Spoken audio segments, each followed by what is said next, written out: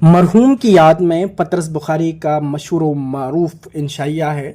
मरहूम की याद में पतरस बुखारी का असल नाम पीर सईद अहमद शाह बुखारी है और आप 1898 ईस्वी में पिशावर पाकिस्तान में पैदा हुए हैं और आपका इंतकाल 1958 ईस्वी में न्यूयॉर्क में हुआ है। मरहूम की याद में यह इंशाइया मज़ामीन पतरस में शामिल है। याद रहे, मज़ामीन पतरस में 11 इंशाइये शामिल हैं। डाउट टू लिसनर, अब सुनिए और जानिए। मरहूम की याद में एक दिन मिर्ज़ा साहब और मैं बरामदे में साथ साथ कुर्सियां डाले चुपचाप बैठे थे। जब दोस्ती पुरानी हो जाए तो गुफ्तगू की चंदा ज़रूरत बाकी नहीं रहती और दोस्त एक दूसरे की खामोशी से भी लुत्फ़ अंदोज़ हो सकते हैं। यही हालत हमारी थी। हम दोनों अपने अपने ख्यालों में गर्क थे। मिर्ज़ा साहब तो खुदा जाने क्या सोच रहे थे, लेकिन मैं ज़माने की नासाजगारी पर गौर कर रहा था। दूर सड़क पर थोड़े थोड़े वक्फे के बाद एक मोटर कार गुजर जाती। मेरी तबीयत कुछ ऐसी वाक़ा हुई है कि मैं जब कभी किसी मोटर कार को देखूं, मुझे ज़माने की नासाजगारी का ख्याल ज़रूर सताने लगता है और मैं कोई ऐसी तरकीब सोचने लगता हूं जिससे दुनिया की तमाम दौलत सब इंसानों में बराबर तकसीम की जा सके। अगर मैं सड़क पर पैदल जा रहा हूं और कोई मोटर इस अदा से गुजर जाए कि गर्दो गुबार मेरे फेफड़ों, मेरे दिमाग, मेरे मैदे और मेरी तली तक पहुंच जाए, तो इस दिन मैं घर आकर इल्म कीमिया की वो किताब निकाल लेता हूं जो मैंने एफए में पढ़ी थी और उस गर्ज से उसका मुताला करने लगता हूं कि शायद बम बनाने का कोई नुस्खा मेरे हाथ आ जाए। मैं कुछ देर तक आहें भरता रहा। मिर्ज़ा साहब ने कुछ तवज्जो न की। आखिर मैंने खामोशी को तोड़ा और मिर्ज़ा साहब से मुखातिब होकर बोला, मिर्ज़ा, हम में और हैवानों में क्या फ़र्क है? मिर्ज़ा साहब बोले, भाई कुछ होगा ही ना आखिर। मैंने कहा, मैं बताऊं तुम्हें? कहने लगे, बोलो। मैंने कहा, कोई फ़र्क नहीं। सुनते हो मिर्ज़ा, कोई फ़र्क नहीं। हम में और हैवानों में, कम अज़ कम मुझ में और हैवानों में कोई फ़र्क नहीं। हाँ हाँ, मैं जानता हूँ तुम में मेख निकालने में बड़े ताक हो। कह दो कि हैवान जुगाली करते हैं, तुम जुगाली नहीं करते। उनकी दुम होती है, तुम्हारी दुम नहीं। लेकिन उन बातों से क्या होता है? उनसे तो सिर्फ यही साबित होता है वो मुझसे अफजल हैं। लेकिन एक बात मैं और वो बिल्कुल बराबर हैं कि वो भी पैदल चलते और मैं भी पैदल चलता हूँ। इसका तुम्हारे पास क्या जवाब है? जवाब नहीं, कुछ है तो कहो। बस चुप हो जाओ, तुम कुछ नहीं कह सकते। जब से मैं पैदा हुआ हूँ उस दिन से पैदल चल रहा हूँ। पैदल के मौने नहीं जानते। पैदल के मौने हैं सीने ज़मीन पर इस तरह से हरकत करना कि दोनों पाँव में एक ज़रूर ज़मीन पर रहे। यानी तमाम उम्र मेरे हरकत करने का तरीका यही रहा है कि एक पाँव ज़मीन पर रखता हूँ, दूसरा उठाता हूँ, दूसरा रखता हूँ, पहला उठाता हूँ, एक आगे, एक पीछे, एक पीछे, एक आगे। खुदा की कसम, इस तरह की ज़िंदगी से दिमाग सोचने के काबिल नहीं रहता। हवास बेकार हो जाते हैं, तखय्युल मर जाता है, आदमी गधे से बदतर हो जाता है। मिर्ज़ा साहब मेरी इस तकरीर के दौरान कुछ इस बेपरवाही से सिगरेट पीते रहे कि दोस्तों की बेवफाई पर रोने को दिल चाहता था। मैंने अज़ हद हकारत और नफ़रत के साथ मुंह उनकी तरफ से फेर लिया। ऐसा मालूम होता था कि मिर्ज़ा को मेरी बातों पर यकीन ही नहीं आता। गोया मैं अपनी जो तकालीफ बयान कर रहा हूँ वो महज ख्याली हैं। यानी मेरा पैदल चलने के ख़िलाफ़ शिकायत करना काबिल तवज्जो ही नहीं। यानी मैं किसी सवारी का मुस्तहिक ही नहीं हूँ। मैंने दिल में कहा, अच्छा मिर्ज़ा, यूं ही सही, देखो तो मैं क्या करता हूँ। मैंने अपने दांत पिची कर लिए और कुर्सी के बाजू पर से झुककर मिर्ज़ा के करीब पहुँच गया। मिर्ज़ा ने भी सर मेरी तरफ मोड़ा। मैं मुस्कुरा दिया, लेकिन मेरी तबस्सुम में जहर मिला हुआ था। जब मिर्ज़ा सुनने के लिए बिल्कुल तैयार हो गए तो मैंने चबा चबा कर कहा, मिर्ज़ा, मैं एक मोटर कार खरीदने लगा हूँ। यह कहकर बड़े इस्तागना के साथ दूसरी तरफ देखने लगा। मिर्ज़ा बोले, क्या कहा तुमने? क्या खरीदने लगे हो? मैंने कहा, सुना नहीं तुमने? मैं एक मोटर कार खरीदने लगा हूँ। मोटर कार एक ऐसी गाड़ी है जिसको बाज़ लोग मोटर कहते हैं, बाज़ लोग कार कहते हैं, लेकिन चूंकि तुम ज़रा कुन जहन हो इसलिए मैंने दोनों लफ्ज़ इस्तेमाल कर दिए ताकि तुम्हें समझने में कोई दिक्कत पेश ना आए। मिर्ज़ा बोले, अब के मिर्ज़ा नहीं, मैं बेपरवाही से सिगरेट पीने लगा। भुएं मैंने ऊपर को चढ़ा ली, फिर सिगरेट वाला हाथ मुंह तक इस अंदाज से लाता और हटाता था कि बड़े बड़े एक्टर इस पर रश्क करें। थोड़ी देर के बाद मिर्ज़ा बोले, मैंने सोचा असर हो रहा है, मिर्ज़ा साहब पर रौब पड़ रहा है। मैं चाहता था कि मिर्ज़ा साहब कुछ बोले ताकि मुझे मालूम हो कहाँ तक मरऊब हुआ है, लेकिन मिर्ज़ा ने फिर कहा, मैंने कहा, मिर्ज़ा, जहाँ तक मुझे मालूम है तुमने स्कूल और कॉलेज और घर पर 2-3 ज़बानें सीखी हैं और इसके अलावा तुम्हें कई ऐसे अल्फाज भी आते हैं जो किसी स्कूल या कॉलेज या शरीफ घराने में नहीं बोले जाते। फिर भी इस वक्त तुम्हारा कलाम हूँ से आगे नहीं बढ़ता, तुम जलते हो। मिर्ज़ा, उस वक्त तुम्हारी जो जहनी कैफियत है उसको अरबी ज़बान में हसद कहते हैं। मिर्ज़ा साहब कहने लगे, नहीं ये बात तो नहीं, मैं तो सिर्फ ख़रीदने के लफ्ज़ पर गौर कर रहा था। तुमने कहा मैं एक मोटर कार ख़रीदने लगा हूँ, तो मियाँ साहब ज़्यादा ख़रीदना तो एक ऐसा फ़ेल है, उसके लिए रुपए वगैरह की ज़रूरत होती है। वगैरह का बंदोबस्त तो बखूबी हो जाएगा, लेकिन रुपए का बंदोबस्त कैसे करोगे? ये नुक्ता मुझे भी ना सूझा था, लेकिन मैंने हिम्मत न हारी। मैंने कहा, मैं अपनी कई कीमती अशिया बेच सकता हूँ। मिर्ज़ा बोले, कौन कौन सी? मसलन? मैंने कहा, एक तो मैं सिगरेट केस बेच डालूंगा। मिर्ज़ा कहने लगे, चलो 10 आने तो ये हो गए, बाकी 2,500-3 हज़ार का इंतज़ाम भी इसी तरह हो जाए तो सब काम ठीक हो जाएगा। उसके बाद ज़रूरी यही मालूम हुआ कि गुफ्तगू का सिलसिला कुछ देर के लिए रोक दिया जाए। चुनांचा मैं मिर्ज़ा से बेजार होकर खामोश हो रहा। ये बात समझ में न आई कि लोग रुपया कहाँ से लाते हैं। बहुत सोचा, आखिर इस नतीजे पर पहुंचा कि लोग चोरी करते हैं। इससे एक गो ना इत्मीनान हुआ। मिर्ज़ा बोले, मैं तुम्हें एक तरकीब बताऊं, एक बाईसाइकिल ले लो। मैंने कहा, वो रुपये का मसला तो फिर भी जूं का तूं रहा। कहने लगे, मुफ्त। मैंने हैरान होकर पूछा, मुफ्त वो कैसे? कहने लगे, मुफ्त ही समझो, आखिर दोस्त से कीमत लेना भी कहाँ की शराफत है। अलबत्ता तुम ही एहसान कबूल करना गवारा न करो तो और बात है।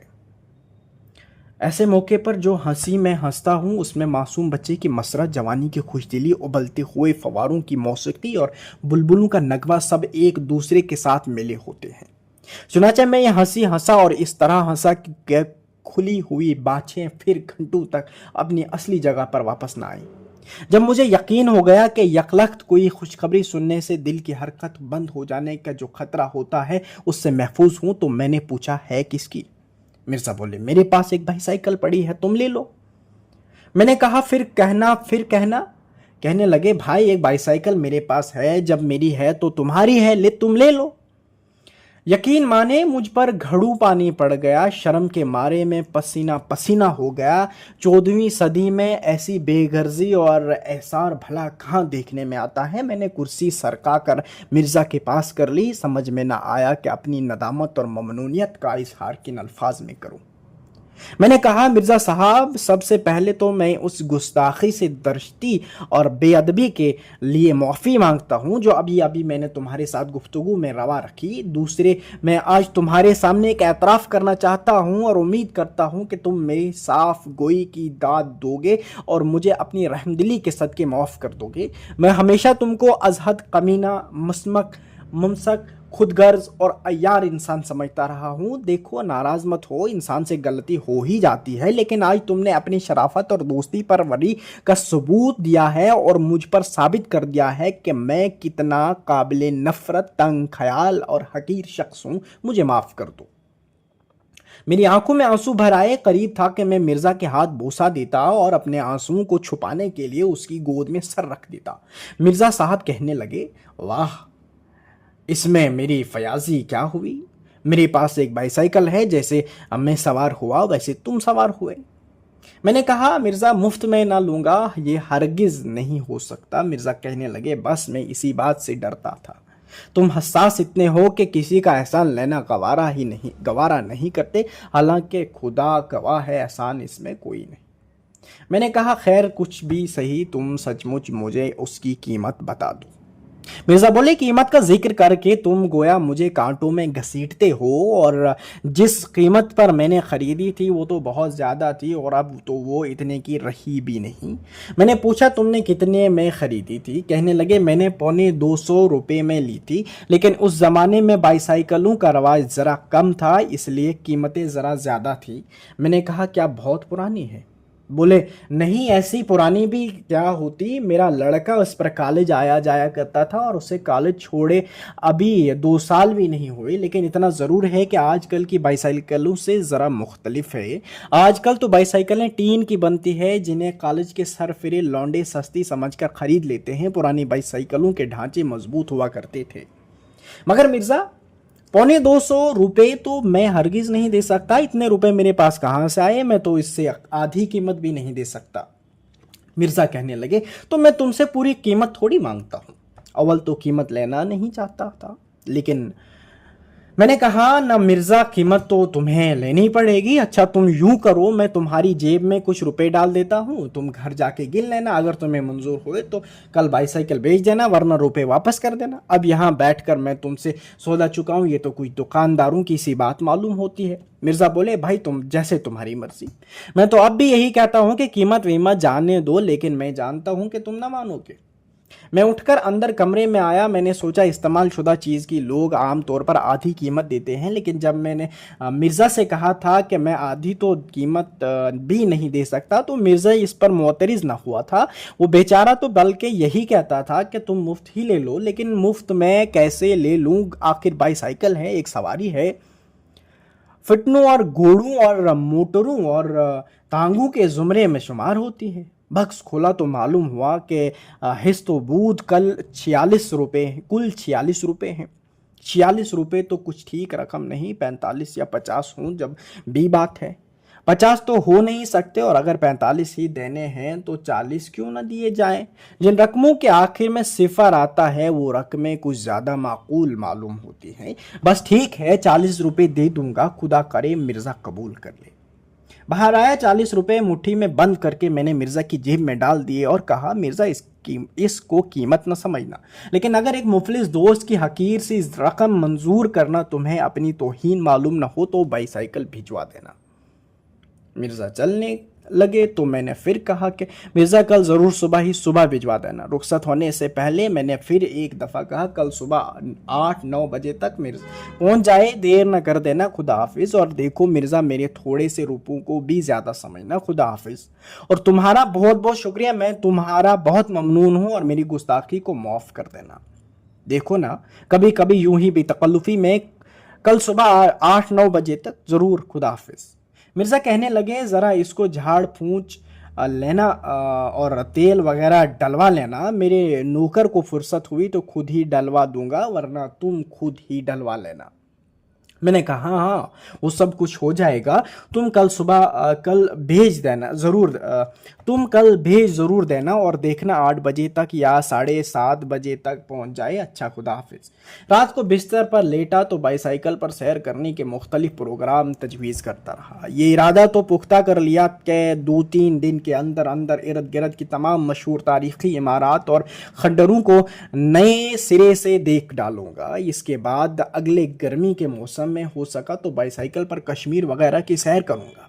सुबह सुबह की हवा खारी के लिए हर रोज नहर तक जाया करूंगा। शाम को ठंडी सड़क पर जहां और लोग सैर को निकलेंगे, मैं भी सड़क की साफ शफाफ सतह पर हल्के हल्के खामोशी के साथ हाथी दांत की एक गेंद की मानिंद गुजर जाऊंगा। डूबते हुए आफताब की रोशनी बाईसाइकिल के चमकीले हिस्सों पर पड़ेगी तो बाईसाइकिल जगमगा उठेगी और ऐसा मालूम होगा जैसे एक राजहंस जमीन के साथ साथ उड़ रहा है। वो मुस्कुराहट जिसका मैं ऊपर जिक्र कर चुका हूं अभी तक मेरे होंठों पर खेल रही थी। बारहा दिल चाहा कि अभी भाग कर जाऊं और उसी वक्त मिर्जा को गले लगा लूं। रात को ख्वाब में दुआएं मांगता रहा कि खुदाया मेरी मिर्जा बाईसाइकिल देने पर रजामंद हो जाए। सुबह उठा तो उठने के साथ ही नौकर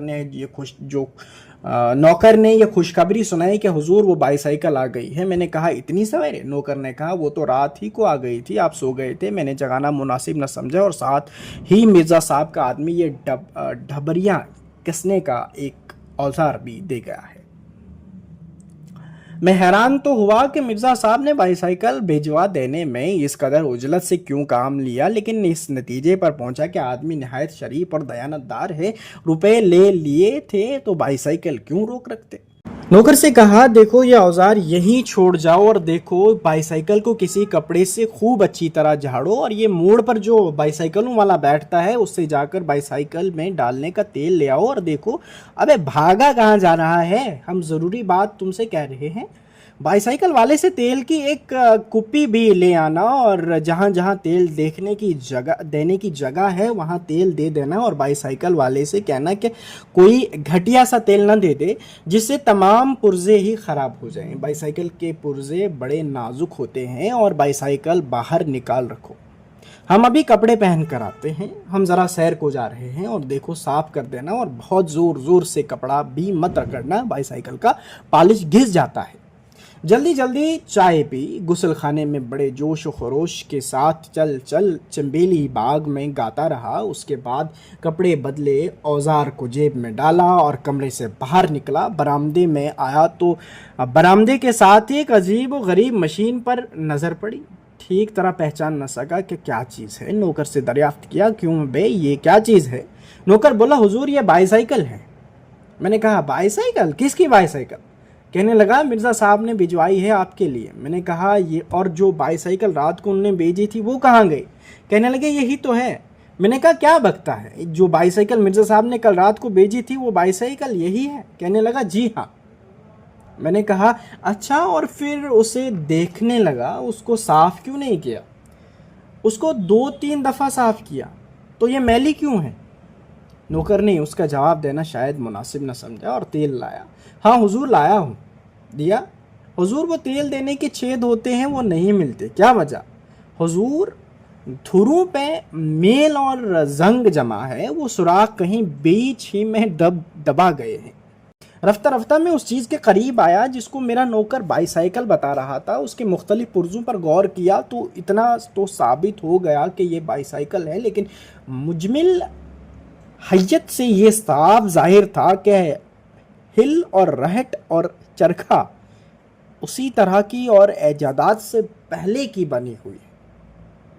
पहिए को घुमा घुमा कर वो सुराख तलाश किया जहां किसी ज़माने में तेल दिया जाता था, लेकिन अब उस सुराख में से आमदोरफ्त का सिलसिला बंद था। चुनाचा नौकर बोला, हुजूर वो तेल तो सब इधर उधर बह जाता है, बीच में तो जाता ही नहीं। मैंने कहा, अच्छा ऊपर ऊपर ही डाल दो, ये भी मुफीद होता है। आखिरकार बाईसाइकिल पर सवार हो पहला ही पाँव चलाया तो ऐसा मालूम हुआ जैसे कोई मुर्दा अपनी हड्डियां चटका चटका कर अपनी मर्जी के खिलाफ जिंदा हो रहा है। घर से निकलते ही कुछ थोड़ी सी उतराई थी, इस पर बाईसाइकिल खुद ब खुद चलने लगी, लेकिन इस रफ्तार से जैसे तारकोल ज़मीन पर बहता है, और साथ ही मुख्तलिफ हिस्सों से तरह तरह की आवाज़ें बरामद होनी शुरू हुई।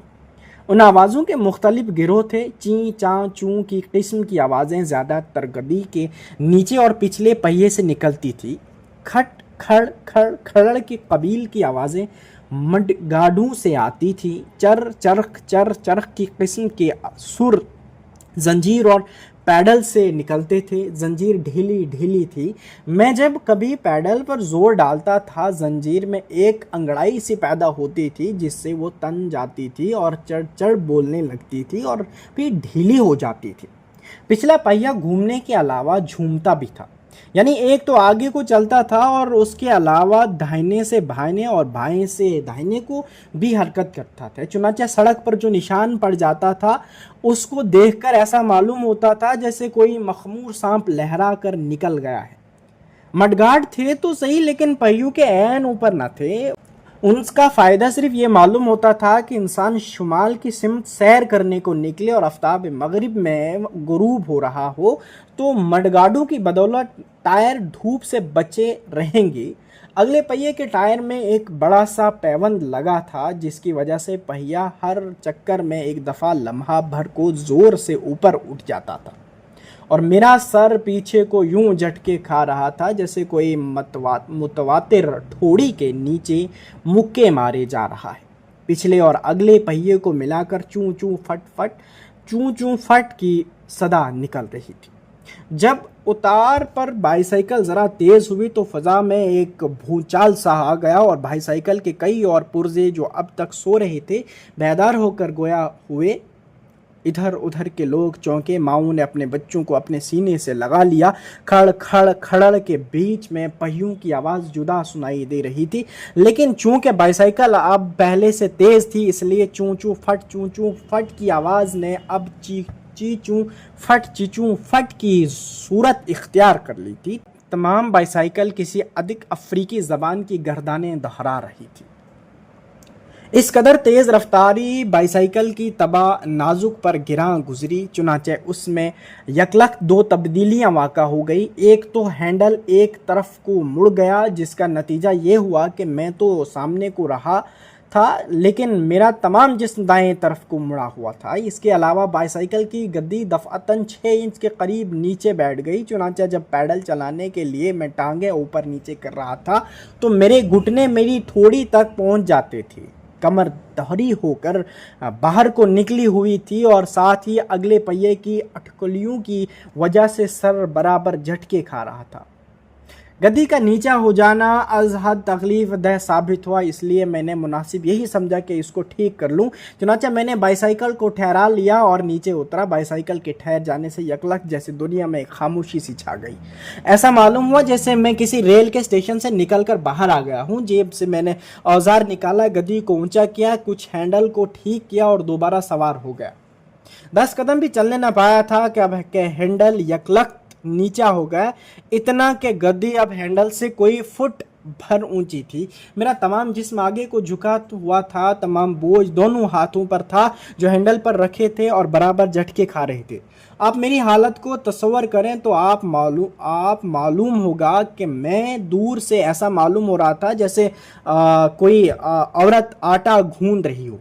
मुझे इस मुशाबत का एहसास बहुत तेज़ था, जिसकी वजह से मेरे माथे पर पसीना आ गया। मैं दाएं बाएं लोगों को कनखियों से देखता जाता था। यूँ तो हर शख्स मील भर पहले से ही मुड़ मुड़ कर देखने लगता था, लेकिन उनमें कोई भी ऐसा न था जिसके लिए मेरी मुसीबत ज़ियाफ़त तबाह का बाइस न हो। हैंडल तो नीचा हो ही गया था। थोड़ी देर के बाद गद्दी भी फिर नीचे हो गई और मैं हिमातन ज़मीन के करीब पहुंच गया। एक लड़के ने कहा, देखो ये आदमी क्या कर रहा है। गोया उस बदतमीज़ के नज़दीक में कोई करतब दिखा रहा था। मैंने उतरकर फिर हैंडल और गद्दी को ऊंचा किया, लेकिन थोड़ी देर के बाद उनमें से एक न एक फिर नीचे हो जाता। वो लम्हे जिनके दौरान मैं मेरे हाथ और मेरा जिस्म दोनों ही बुलंदी पर वाक़ा हूँ बहुत ही कम थे और उनमें भी यही सोचता रहता था कि अब के गद्दी पहले बैठेगी या हैंडल। चुनांचे निडर होकर न बैठता बल्कि जिस्म को गद्दी से कदरे ऊपर ही रखता, लेकिन इससे हैंडल पर इतना बोझ पड़ जाता कि वो नीचे हो जाता। जब 2 मील गुजर गए और बाईसाइकिल की उठक बैठक ने एक मुकर्रर बाकायदगी इख्तियार कर ली तो फैसला किया कि किसी मिस्त्री से पेच कसवा लेने चाहिए। चुनांचे बाईसाइकिल को एक दुकान पर ले गया। बाईसाइकिल की खड़खड़ से दुकान में जितने लोग काम कर रहे थे सबके सब सर उठाकर मेरी तरफ देखने लगे, लेकिन मैंने जी कड़ा करके ज़रा उसकी मरम्मत कर दीजिए। एक मिस्त्री आगे बढ़ा। लोहे की एक सलाख उसके हाथ में थी जिससे उसने मुख्तलिफ हिस्सों को बड़ी बेदर्दी से ठोक बजा कर देखा। मालूम होता था उसने बड़ी तेज़ी से के साथ सब हालात का अंदाज़ा लगा लिया है, लेकिन फिर भी मुझसे पूछने लगा किस किस पुर्जे की मरम्मत कराइएगा। मैंने कहा, बड़े गुस्ताख हो तुम, देखते नहीं कि सिर्फ हैंडल और गद्दी को ज़रा ऊंचा करवा के कसवाना है बस, और क्या। उनको मेहरबानी करके फ़ौरन ठीक कर दो और बताओ कितने पैसे हुए। मिस्त्री ने कहा, मडगार्ड भी ठीक ना कर दूं? मैंने कहा, हाँ वो भी ठीक कर दो। कहने लगा, आप अगर आप बाकी चीज़ें भी ठीक करा लें तो अच्छा हो। मैंने कहा, अच्छा कर दो। बोला, यूँ थोड़ा हो सकता है, 10-15 दिन का काम है, आप उसे हमारे पास छोड़ जाइए। और पैसे कितने लोगे? कहने लगा, बस 40 रुपये लगेंगे। हमने कहा, बस जी, जो काम तुमसे कहा है कर दो और बाकी हमारे मामलात में दखल मत दो। थोड़ी देर में हैंडल और गद्दी फिर ऊँची करके कस दी गई। मैं चलने लगा तो मिस्त्री ने कहा, मैंने कस तो दिया है लेकिन पेच सब घिसे हुए हैं, अभी थोड़ी देर में फिर ढीले हो जाएंगे। मैंने कहा, बदतमीज़ कहीं का, तू 2 आने पैसे मुफ्त में ले लिए? बोला, जनाब आपको बाईसाइकिल भी तो मुफ्त में मिली होगी, ये आपके दोस्त मिर्ज़ा साहब की है ना, लल्लू, ये वही बाईसाइकिल है जो पिछले साल मिर्ज़ा साहब यहाँ बेचने को लाए थे, पहचानी तुमने? भाई सदियाँ ही गुजर गई लेकिन इस बाईसाइकिल की खता माफ़ होने में नहीं आती। मैंने कहा, वो वाह मिर्ज़ा साहब के लड़के इस पर कॉलेज आया जाया करते थे और उनको अभी कॉलेज छोड़े 2 साल भी नहीं हुए। मिस्त्री ने कहा, हाँ वो तो ठीक है, लेकिन मिर्ज़ा साहब खुद जब कॉलेज में पढ़ते थे तो उनके पास भी तो यही बाईसाइकिल थी। मेरी तबीयत यह सुनकर कुछ मुर्दा सी हो गई। मैं बाईसाइकिल को साथ लिए आहिस्ता आहिस्ता पैदल चल पड़ा, लेकिन पैदल चलना भी मुश्किल था। इस बाईसाइकिल के चलाने में ऐसे ऐसे पट्टों पर जोर पड़ता था जो आम बाईसाइकिलों को चलाने में इस्तेमाल नहीं होते, इसलिए टांगों और कंधों और कमर और बाजुओं में जो अजा बजा दर्द हो रहा था। मिर्ज़ा का ख्याल रह रह कर आता था, लेकिन मैं हर बार कोशिश करके उसे दिल से हटा देता था, वरना मैं पागल हो जाता। और जुनून की हालत में पहली हरकत मुझसे ये सरजद होती कि मिर्ज़ा के मकान के सामने बाजार में एक जलसा मुनाक़द करता, जिसमें मिर्ज़ा की मकारी, बेईमानी और दगाबाजी पर एक तवील तकरीर करता। कुल बनीनो इंसा और आइंदा आने वाली नस्लों को मिर्ज़ा की नापाक फितरत से आगाह कर देता और उसके बाद एक चिता जलाकर इसमें जिंदा जलकर मर जाता। मैंने बेहतर यही समझा कि जिस तरह हो सके अब इस बाईसाइकिल को औने पौने दामों में बेचकर जो वसूल हो उसे उसी पर सब्र शुक्र करूं। भला से 10-15 रुपए का खसारा सही, 40 के 40 रुपए तो ज़ाहिर न होंगे। रास्ते में बाईसाइकिलों की एक और दुकान आई, वहाँ ठहर गया। दुकानदार बढ़कर मेरे पास आया, लेकिन मेरी ज़ुबान को जैसे कुफ्ल लग गया था। उम्र भर किसी चीज़ के बेचने की नौबत ना आई थी। मुझे ये भी मालूम नहीं कि ऐसे मौके पर क्या कहते हैं। आखिर बड़े सोच विचार और बड़े तामुल के बाद मुँह से सिर्फ इतना निकाला कि ये बाईसाइकिल है। दुकानदार कहने लगा, फिर? मैंने कहा, लोगे? कहने लगा, क्या मतलब? मैंने कहा, बेचते हैं हम। दुकानदार ने मुझे ऐसे नज़र से देखा कि मुझे ये महसूस हुआ मुझ पर चोरी का शुबा कर रहा है। फिर बाईसाइकिल को देखा, फिर मुझे देखा, फिर बाईसाइकिल को देखा। ऐसा मालूम होता था कि फैसला नहीं कर सकता आदमी कौन सा है और बाईसाइकिल कौन सी है। आखिरकार बोला, क्या करेंगे आप इसको बेचकर? ऐसे सवालों का खुदा जाने क्या जवाब होता है। मैंने कहा, क्या तुम ये पूछना चाहते हो कि जो रुपए मुझे वसूल होंगे उनका मुसर्रफ क्या होगा? कहने लगा, वो तो ठीक है, मगर कोई इसको लेकर करेगा क्या? मैंने कहा, इस पर चढ़ेगा और क्या करेगा? कहने लगा, अगर अच्छा चढ़ गया फिर? मैंने कहा, फिर क्या? फिर चलाएगा और क्या? दुकानदार बोला, अच्छा खुदा बख्श, ज़रा यहाँ आना, ये बाईसाइकिल बिकने आई है। जिन हजरत का इसमें गिरामी खुदा बख्श था, उन्होंने बाईसाइकिल को दूरी से यूं देखा जैसे बू सूंघ रहे हों। उसके बाद दोनों ने आपस में मशवरा किया। आखिर में वो जिनका नाम खुदा बख्श नहीं था मेरे पास आए और कहने लगे, तो आप सचमुच बेच रहे हैं? मैंने कहा, तो और क्या, महज आपसे हम कलाम होने का फ़ख्र हासिल करने के लिए मैं घर से यह बहाना गढ़ कर लाया था। कहने लगा, तो क्या लेंगे आप? मैंने कहा, तुम ही बताओ। कहने लगा, सचमुच बताऊं? मैंने कहा, अब बताओगे भी या यूं ही तरसाते रहोगे? कहने लगा, 3 रुपए दूंगा इसके। मेरा खून खोल उठा और मेरे हाथ पांव और होंठ गुस्से के मारे कांपने लगे। मैंने कहा, ओ सन्नत व हरफत से पेट पालने वाले निचले तबके के इंसान, मुझे अपनी तौहीन की परवाह नहीं, लेकिन तूने अपनी बेहुदा गुफ्तारी से इस बेजुबान चीज़ को जो सदमा पहुंचाया है उसके लिए मैं तुझे क़यामत तक माफ़ नहीं कर सकता। ये कहकर मैं बाईसाइकिल पर सवार हो गया और अंधाधुंध पाँव चलाने लगा। मुश्किल से 20 कदम गया होगा, मुझे ऐसा मालूम हुआ जैसे ज़मीन के यकलख्त उछलकर मुझसे आ लगी है। आसमान मेरे सर पर से हटकर मेरी टांगों के नीचे में से गुजर गया है और इधर उधर की इमारतों ने एक दूसरे के साथ अपनी अपनी जगह बदल ली है। हवास बजा हुए तो मालूम हुआ मैं ज़मीन पर उस बेतकल्लुफ़ी से बैठा हूँ गोया बड़ी मुद्दत से मुझे इस बात का शौक़ था जो आज पूरा हुआ। इर्द गिर्द कुछ लोग जमा थे जिसमें से अक्सर हंस रहे थे।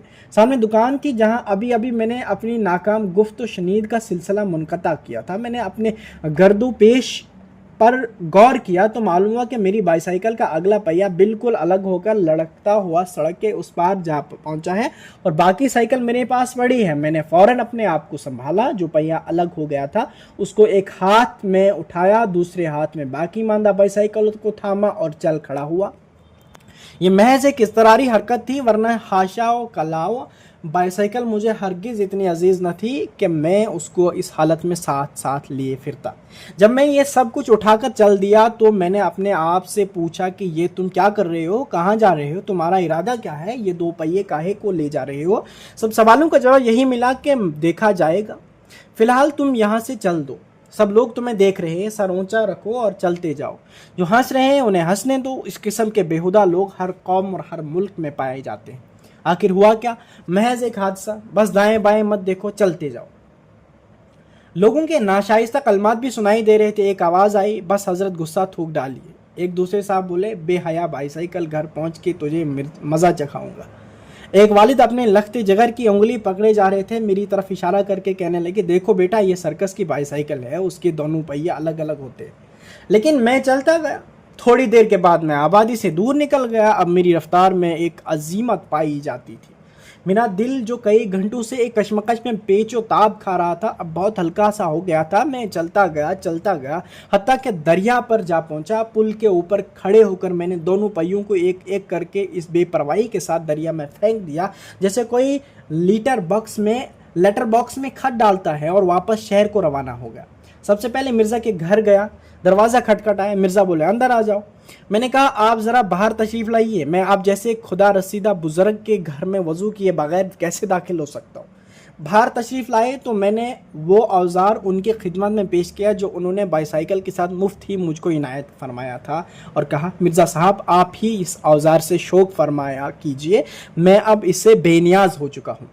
घर पहुँचकर मैंने फिर इल्म कीमिया की उस किताब का मुताला शुरू किया जो मैंने एफए में पढ़ी थी। डाउट टू लिसनर, अब सुनिए और जानिए।